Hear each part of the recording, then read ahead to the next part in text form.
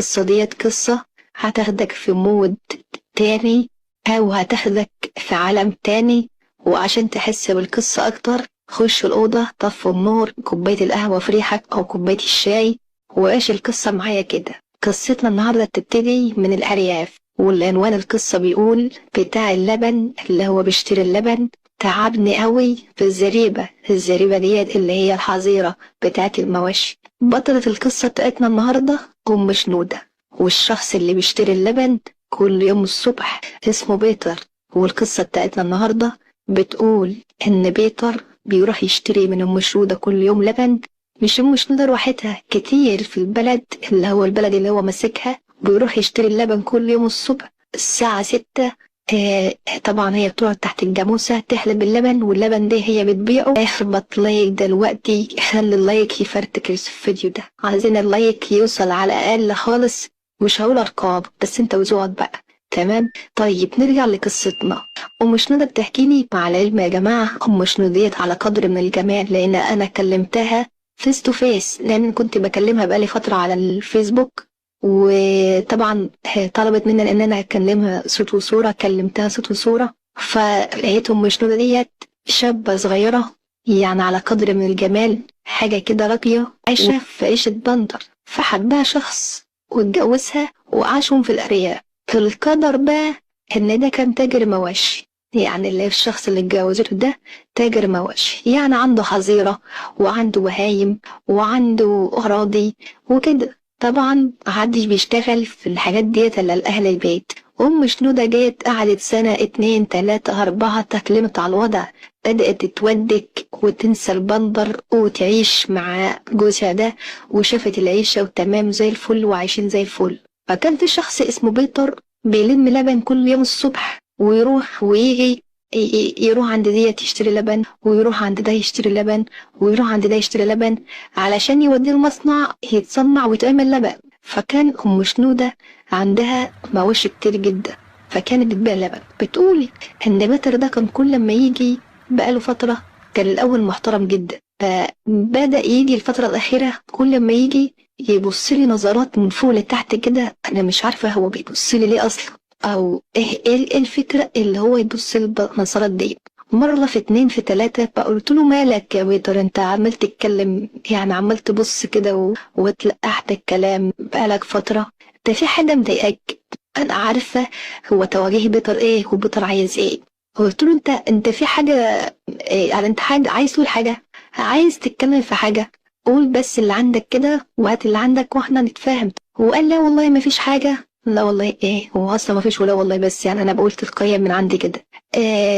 لا هو مفيش حاجة، مفيش كلام من ده، مفيش حاجة مفيش حاجة. ايه، خد اللبن وحط الورق اللي هو مثلا ايه، العلبة النهاردة جابت كيلو، بيحط كيلو، حط الورق ومشي. تاني يوم نفس الكلام، تالت يوم نفس الكلام. قلت له يا بيتر انا عايز اركب. ليه؟ قلت له والله انا محتاجك.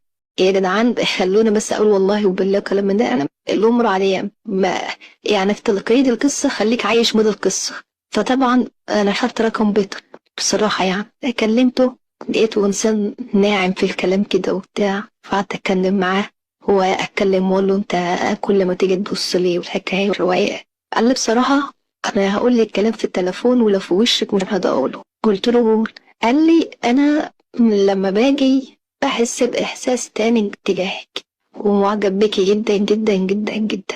قلت له يا بيتر عيب، بلاش الكلام ده، أنا خدت الرقم منك علشان أكلمك أشوف أهدافك إيه، بس أهدافك وضحت. والله بصراحة أنا نفسي فيكي. فقلت له أنت نفسي فيها إزاي يعني؟ طبعا الكلام ده خدني، كان جوزي بره، الكلام خدني في الكلام وكلمة ورا كلمة، حسيت إن كلامه حلو قوي.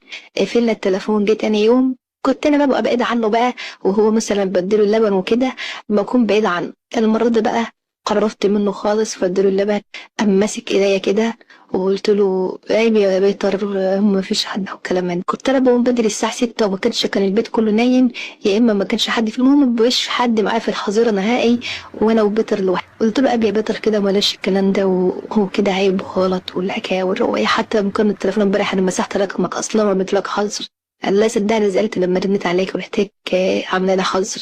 قالت له عيب الكلام ده. فالمهم بيتر تاني يوم جه تشجع، وبص لقيته قام داخل على طول 3 في 3. انا ما خدتش باله منه اصلا، وقام جاي ماسك ايديا. قلت له بتر انت بتعمل ايه؟ انت مجنون، هيصحى من النوم، ما حد البيت كله اي حد يشوفنا دلوقتي. فكان في ركنه كده في الحظيره زي نظام اوضه كده، ما حدش واخد باله منها، حتى لو حد اي دخن ويعمل اي حاجه ما فيش اي حاجه. قام زقني جواه وقام داخل ورايا. فقلت له يا بتر حد يسمعنا، حد قال لها بصي هنخلص بس انت ما تطلعيش الصوت، وانا جاي النهارده يا هاجي تاني يا هروح السجن. لقيته بيع القضية خالص، ويا إما هيأمن يا إما يتفضح يا إما هيعمل، المهم في مشكلة هتحصل لو أنا ما وافقتش الرأي. فرحت له قلت له يا بتر كده عيب كده غلط، ما ينفعش الحكاية الرواية. وأبص لقيت حاطط إيده على بقي وقام كاتمني وسايبنا نتنفس بس من مناخيري، واشتغل هو. وأنا طبعا كنت محرومة جدا من المعاملة ديت. فهو اشتغل هو وخلص، المهم قعد معايا اللي قعدوا استمتعنا سوا. فعلا بتاعة الصباح ديت، أو يعني زي كانت بتقول لي إيه، هي المعاملة الصباحية ديت مفيش أجمل منها، وبالذات لما تيجي من فلاح. طبعا أنا عشت بتبندر، والفلاح ده بيكون شديد شوية. فطبعا سيبنا ومشى، وخد اللبن اللي خده وسابني ومشى. وانا طلعت شطفت وروقت عملي كده، وبقالي فترة بتابعك يا منى وعايزة اكلمك واحكي لك قصتي. بس دي قصة ام شنود على بيتر عامل عملته. طب انا قلت لها يعني كل يوم بيحصل؟ قالت لا، هو من بعد المعاملة دي اصلا ما جاش تاني.